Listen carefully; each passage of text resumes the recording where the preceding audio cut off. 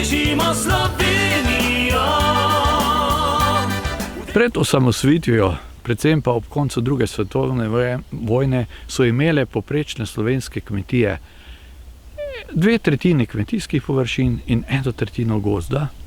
In takrat je bila samooskrba s hrano sorazmerno zadovoljiva in gladu ni bilo, razen v času vojne, ker so bile pa izredne razmere.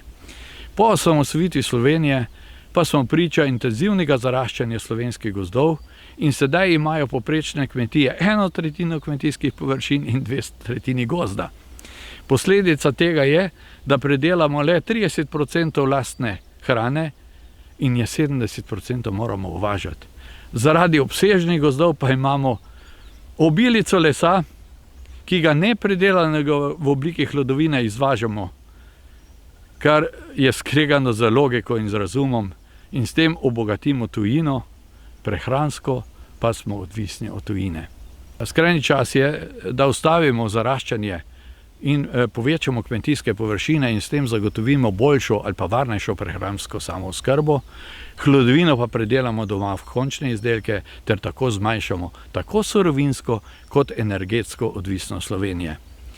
In zeleno gospodarstvo ter trajnostno naravnano industrijo je v skladu z najnovejšo politiko Evropske komisije, ki je sprejela Evropsko podnebni zakon oziroma zeleni dogovor, ki je kažipot do trajnostnega razvoja.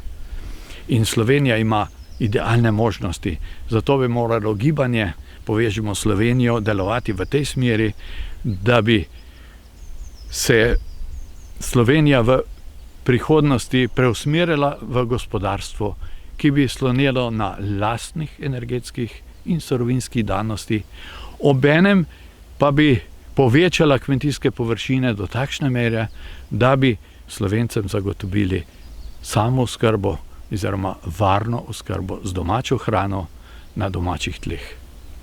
Povežimo Slovenijo.